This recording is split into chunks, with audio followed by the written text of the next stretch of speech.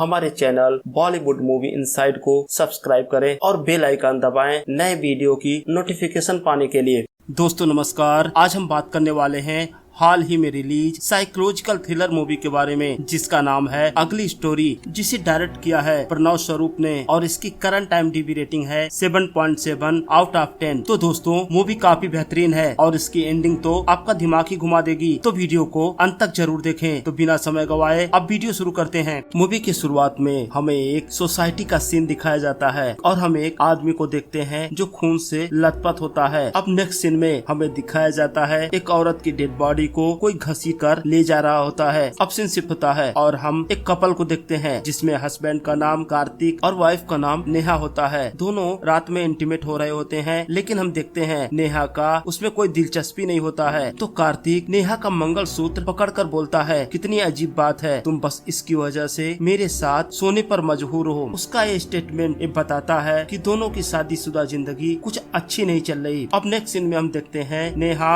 School में अपने colleague साथ बैठी होती है। दरअसल नेहा एक टीचर है, तो उसकी कलीग उससे कुछ पैसे मांगती है और बोलती है मेरे हस्बैंड मेरी सैलरी का सारा पैसा ले लेते हैं और मुझे जब जरूरत पड़ती है तो दिक्कत होती है। वहीं उसकी फ्रेंड नेहा से पूछती है, मैं अपने घर की सारी बातें तुम्हें बताती हूँ, लेकिन तुम हो अपने फैमिली के बारे में कुछ भी नहीं बताती। हम देखते हैं नेहा उसकी बात को मुस्कुरा कर टाल देती है। और वहीं दूसरी तरफ हम कार्तिक को देखते हैं, वो अपने ऑफिस में बैठा होता है और अपनी सीट पर बैठे बैठे ही स्मोक कर रहा होता है। तभी उसकी बॉस राधिका उसे बुलाती है। अब राधिका कार्तिक से बोलती है कि देखो कार्तिक, तुम काम वगैरह तो कुछ टाइम पे करते नहीं हो, तो इसलिए तुम्हारे खिलाफ बहुत ही शिकायत आ रही है मेरे पास। अगर ऐसा ही चलता रहा तो मुझे मजबूरन तुम्हें नौकरी से निकालना पड़ेगा। अब हम देखते हैं कार्तिक अपने मोबाइल में एक वीडियो प्ले करता है जिसमें राधिका किसी लड़के के साथ इंटीमेट हो रही होती है और राधिका को बोलता है मेरे पास एक क्लिप और भी जगहों पर सेव है। अब राधिका मजबूर हो जाती है और कुछ नहीं बोलती। अब शाम को कार्तिक अपने दोस्तों के साथ बियर बार में होता है, तभी उसका एक दोस्त उस पर कुछ कमेंट करता है। कार्तिक को गुस्सा आ जाता है और बियर की बोतल उसके सर पर दे मारता है। इन सब बातों से ये तो पता चलता है कि कार्तिक गुस्से वाला है और क्रिमिनल माइंडेड भी है। अब कार्तिक घर जाता है और डोरबेल बजाता है, लेकिन कोई भी दरवाजा नहीं खोलता। वो बार बार डोरबेल बजाता है और गुस्सा करता है और हम देखते हैं उसकी वाइफ नेहा घर के अंदर ही होती है और एक मूर्ति बना रही होती है। तभी उसकी नौकरानी आकर दरवाजा खोलती है। वो नेहा पर नाराज होकर बोलता है कि तुम यहीं अंदर बैठी हो और मैं बार बार डोरबेल बजा रहा हूँ, बाहरी हो क्या? लेकिन नेहा कुछ भी रिस्पॉन्स नहीं करती। तो कार्तिक नेहा के पास जाता है और उसके साथ जबरदस्ती करने लगता है। तभी कार्तिक की नजर नेहा की कलाई पर जाती है जिस पर नेहा और गौतम नाम का एक टैटू बना होता है। अब सीन शिफ्ट होता है और पास्ट में चला जाता है। हम देखते हैं जब नेहा छोटी थी, अपने गाँव में पढ़ती थी, तो उसके साथ उसके गाँव का ही गौतम नाम का एक लड़का पढ़ता था।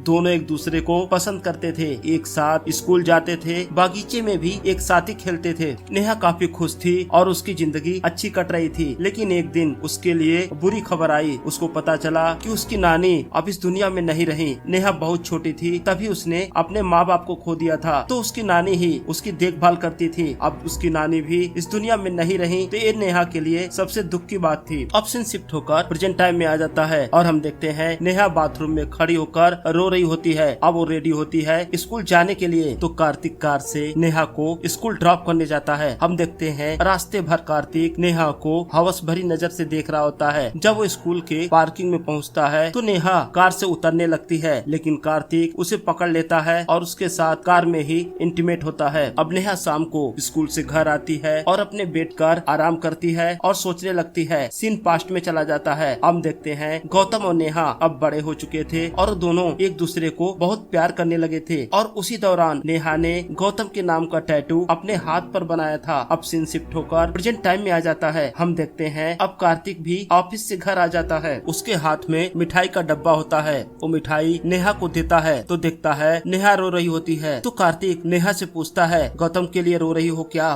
तो नेहा बोलती है मैं गौतम के लिए नहीं, अपनी किस्मत पर रो रही हूँ कि मैं तुम्हारे साथ शादी करके फंस गई। तो कार्तिक बोलता है मैं तुमसे प्यार करता हूँ। तो नेहा बोलती है अपनी वाइफ को मारना, उसको सिगरेट से जलाना और उसकी मर्जी के खिलाफ रोज संबंध बनाना ये कौन सा प्यार है। अब कार्तिक नेहा से बोलता है मुझे आई लव यू बोलो। नेहा नहीं बोलती तो कार्तिक चिल्लाता है। उसके बाद गुस्सा होकर बियर की बोतल अपने सर पर दे मारता है। अब कार्तिक के सर से खून बहने लगता है। नेहा ये सब देखकर बेहोश हो जाती है। अब कार्तिक नेहा को होश में लाने की कोशिश करता है लेकिन नेहा को होश नहीं आता। अब थोड़ी देर बाद जब नेहा को होश आता है तो उसे दूसरे वाले कमरे से आवाज आती है। नेहा जाकर देखती है तो देखकर सन्न रह जाती है। कार्तिक उस कमरे में सब तरफ लकड़ी बिछा रहा होता है। वो बोलता है ये मेरी चिता है। अब कार्तिक लकड़ी के बीच में खड़ा हो जाता है, माचिस जलाता है और नेहा से बोलता है मुझे आई लव यू बोलो नहीं तो मैं अपने आप को आग लगा दूंगा। अब नेहा डर जाती है और उसे आई लव यू बोलती है। अब सीन शिफ्ट होता है और हम देखते हैं दूसरे दिन नेहा जब अपने स्कूल जाती है तो सीढ़ियों पर उसे गौतम दिखता है। वो गौतम का पीछा करती है लेकिन थोड़ी देर बाद गौतम वहाँ से गायब हो जाता है और वो गौतम गौतम चिल्लाने लगती है। तभी उसकी टीममेट आ जाती है। वो नेहा को समझाती है कि यहाँ कोई नहीं है और एक गौतम कौन है। अब हम देखते हैं वो नेहा के साथ बैठी होती है और नेहा अपनी कहानी उसे सुनाना शुरू करती है। वो बताती है जब वो बहुत छोटी थी तभी उसके माँ बाप उसे छोड़कर इस दुनिया से चले गए। उसके बाद वो अपने नानी के साथ रहने लगी। उनके पड़ोस में ही गौतम रहता था। वो दोनों एक दूसरे को बचपन से ही पसंद करते थे लेकिन जब उसकी नानी भी उसे छोड़कर इस दुनिया से चली गई उसके बाद वो अपने मामा के साथ रहने लगी। तो उसके मामा ने बताया कि उसकी नानी ने बचपन में ही उसकी शादी कार्तिक के साथ तय कर दी थी। ये बात कार्तिक को भी पता होती है तो कार्तिक हमेशा नेहा के पीछे रहता है। उसे देखने का एक भी मौका वो छोड़ता नहीं। और साथ ही नेहा बताती है लेकिन मैं गौतम से प्यार करती थी और एक दिन गौतम मुझसे मिलने भी आया था। ये बात कार्तिक को पता चल गई थी। अगले दिन कार्तिक उससे बोलता है कि जब हमारी शादी तय हो गई है तो तुम किसी और लड़के से कैसे मिल सकती हो। तो नेहा कार्तिक को बोलती है कि वो मेरा बचपन का दोस्त है, उसका नाम गौतम है और हम एक दूसरे को प्यार करते हैं और शादी करना चाहते हैं। तो कार्तिक बोलता है मैं भी तो तुमसे प्यार करता हूँ तो तुम मेरे प्यार को क्यों नहीं समझती। तो कार्तिक बोलता है हाँ जानता हूँ, उसका नाम गौतम है और कल ही मैंने तुम्हारी गौतम की अच्छे से ठुकाई की है, इतना मारा कि उसकी तो हालत ही खराब हो गई। कार्तिक की बातें सुनकर नेहा और रोने लगती है। अब कार्तिक बोलता है तुम मेरी हो और मेरी रहोगी और सिर्फ मुझसे शादी करोगी। कार्तिक का पागलपन देखकर नेहा बिल्कुल ही सहम जाती है। अब नेहा उदास होकर अपने आप को खत्म करने की कोशिश करती है। वो अपने हाथ की नस काट लेती है लेकिन समय से उसे हॉस्पिटल पहुंचाया जाता है तो नेहा बच जाती है। जब कार्तिक को ये बात पता चलती है तो भागते हुए हॉस्पिटल जाता है और नेहा से बोलता है ये तुमने क्या किया, तुम जानती हो मैं तुम्हारे बगैर जी नहीं सकता, आगे से तुम ऐसा कोई कदम मत उठाना। और नेहा के पास बैठ जाता है, उससे अजीब सी बातें करने लगता है। नेहा उससे डरती है लेकिन कुछ कर नहीं सकती। जब कार्तिक वहाँ से चला जाता है तो हम देखते हैं नेहा हॉस्पिटल से चुपके से भागकर गौतम के घर जाती है लेकिन पड़ोसी बताता है कि गौतम के पिता की तबीयत ज्यादा खराब हो गई थी और उनकी सर्जरी के लिए वो लोग मुंबई गए हैं। हम देखते हैं नेहा बार बार गौतम को कॉल करती है लेकिन गौतम का मोबाइल तो कार्तिक ने पहले ही तोड़ दिया था और तभी वहाँ कार्तिक ढूंढते हुए आ जाता है और नेहा को लेकर घर आता है और उस पर हाथ उठाता है। अब नेहा के मामा कार्तिक को रोकने की कोशिश करते हैं तो कार्तिक उनके गले पर चाकू रखकर बोलता है बचपन से तुम बोल रहे थे मेरी शादी नेहा से होगी, अब तुम्हें मेरी शादी नेहा से करवानी होगी। तो नेहा के मामा और नेहा शादी के लिए हाँ कर देते हैं। अब सीन शिफ्ट होकर प्रेजेंट टाइम में आ जाता है। अब नेहा शाम को घर पहुंचती है तो कार्तिक पहले से ही घर पर होता है और नेहा को पकड़ लेता है, गले लगा लेता है और उसके साथ रोमांस करना चाहता था लेकिन नेहा कार्तिक को धक्का देकर नीचे गिरा देती है। पास में पड़ा हुआ चाकू उठाकर अपने गले पर लगाती है और उससे बोलती है अगर तुमने मेरे साथ जबरदस्ती की तो मैं अपने आप को खत्म कर लूंगी। इस बात से कार्तिक थोड़ा डर जाता है। रात में वो नेहा से बोलता है देखो मैं किसी और लड़की से नहीं सिर्फ तुमसे प्यार करता हूँ और यही वजह है कभी कभार मैं गुस्सा हो जाता हूँ। लेकिन हम देखते हैं नेहा उसके किसी बात का जवाब नहीं देती, चुपचाप अपना खाना खाती रहती है। अब हम देखते हैं कार्तिक गुस्से में बहुत ज्यादा ड्रिंक करता है और सो जाता है। अब अगली सुबह जब कार्तिक सोकर उठता है तो नेहा को बुलाता है। नेहा आवाज नहीं देती तो अपनी नौकरानी से पूछता है कि नेहा कहाँ है। वो बोलती है साहब जब मैं घर में आई तब भी नेहा दीदी घर पर नहीं थी। अब कार्तिक नेहा को सब जगह ढूंढता है अपनी बिल्डिंग में और उसके बाद वो नेहा के स्कूल जाता है लेकिन नेहा उसे कहीं नहीं मिलती। वो नेहा को पागलों की तरह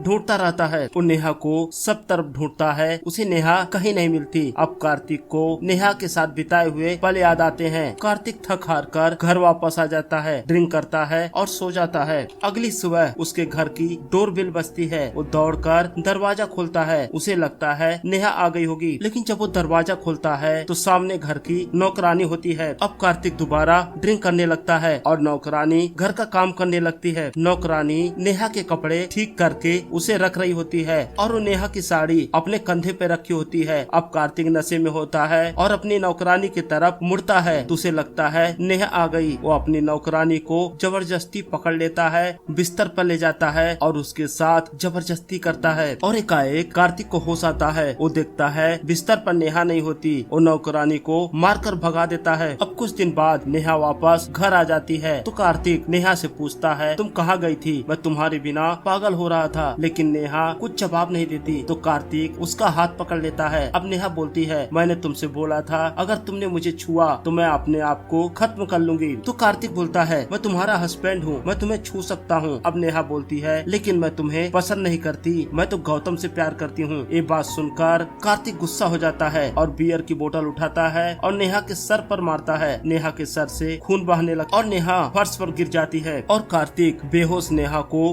घसीटता हुआ बाथरूम में ले जाता है। और दोस्तों, मूवी के शुरुआत में हमें यही सीन दिखाया गया था। अब कार्तिक का पड़ोसी ये सब आवाज सुनकर पुलिस को कॉल कर देता है, क्योंकि पुलिस पहले भी कई बार कार्तिक के फ्लैट में आ चुकी थी नेहा के मिसिंग केस को लेकर। अब पुलिस कार्तिक के फ्लैट का दरवाजा नॉक करती है। कार्तिक दरवाजा खोलता है तो पुलिस वाले देखते हैं कार्तिक के चेहरे पर सब तरफ खून लगा होता है और कमरे में भी खून फैला होता है। लेकिन जब वो लोग फ्लैट को चेक करते हैं तो वहाँ नेहा नहीं मिलती। अब कार्तिक को अरेस्ट कर लिया जाता है और उसे पुलिस स्टेशन ले जाते हैं। पुलिस स्टेशन में कार्तिक को नेहा का फोटो मिलता है उस मिसिंग फाइल से, लेकिन पुलिस वाला नेहा का फोटो फाड़ देता है। कार्तिक बहुत गुस्से में आता है और पुलिस वालों के साथ मारपीट करने लगता है। अब पुलिस वाले कार्तिक को पकड़कर बांध देते हैं और उसकी अच्छे से तुड़ाई करते हैं। अब एक लेडीज ऑफिसर इस केस को इन्वेस्टिगेट करती है और सारे सबूत कोर्ट में पेश करती है तो जज कार्तिक को सजा सुनाते हैं और साथ ही ये बोलते हैं कि कार्तिक की मानसिक स्थिति अच्छी नहीं है तो उसे मनोरोगी हॉस्पिटल में एडमिट किया जाए। अब सीन शिफ्ट होता है, हम देखते हैं कार्तिक मेंटल असाइलमेंट में होता है तो वहाँ पर वो पुलिस ऑफिसर उससे मिलने आती है और कार्तिक को बताती है कि नेहा जिंदा है। ये बात सुनकर कार्तिक काफी खुश होता है। साथ ही पुलिस ऑफिसर कार्तिक को कहानी सुनाती है। वो बोलती है, मैं नेहा और गौतम एक साथ स्कूल में पढ़ते थे और मैं ये भी जानती थी कि गौतम और नेहा